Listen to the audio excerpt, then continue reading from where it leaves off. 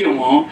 మనిషికి కావాల్సింది ఏంటంటే రొట్టె కావాలంటే ఆహారం కావాలి. ఏం కావాలి? ఆహారం కావాలి. దేవుని స్తోత్రం. కాబట్టి ఆహారము కావాలంటే ఊరకనే వస్తుందా? ఆహారం రావాలంటే కష్టపడాలా. మనిషి కష్టపడితేనే కానీ ఏది ఊరకనే రాదు. కాబట్టి ఆహారం కావాలి. ఆహారం కోసం అయితే కష్టపడాలి. ఆ ఆహారం కావాలి, ఆహారం కోసం కష్టపడాలి. ఆ కష్టపడడానికి శక్తి దేవుడి దగ్గర ఉంది. హల్లెలూయా. ఆ కష్టపడడానికి చూపించే మార్గం దేవుడి దగ్గర ఉంది. హల్లెలూయా. అంటే నువ్వు కష్టపడదామన్నా ఆహారం కోసం నువ్వు ఏ ప్రయత్నం చేద్దామన్నా ముందు నీకు బలం కావాలి కదా. నీ శరీరంలో బలం ఇచ్చేవాడు ఆయన. రెండోది, మరి కష్టపడాలంటే ఎవరన్నా పని చెప్పాలి కదా.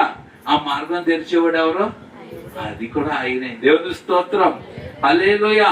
అయితే యేసుక్రీస్తు ప్రభువారు అంతటి వారికి శోధన ఎందుకు వచ్చిందంటే అది మనకు ఒక పాఠాన్ని నేర్పడానికి, అంటే అది మనకు ఒక మాదిరి నేర్పడానికి అన్నమాట. అంటే ఆయనకే శోధన రాలేదనుకో, ఇంకా నీకు శోధనలు వస్తే నాకు శోధనలు ఇవి వచ్చేసేయి, దీన్ని ఎలాగ నేను మరి విడుదల అవ్వాలి అనుకుంటాం. అంటే ఒక మాదిరిని కనబడట్లేదు. కానీ దేవుడు అంతటి వాడే ఈ లోకానికి వచ్చి మానవదారిగా ఆయన శోధించబడి గెలిచాడు. నేను కూడా ఈ శ్రమల్లోనూ, ఎరుకుల్లోనూ, ఇబ్బందుల్లోనూ, బాధల్లోనూ, అప్పుల్లోనూ గెలుస్తాను.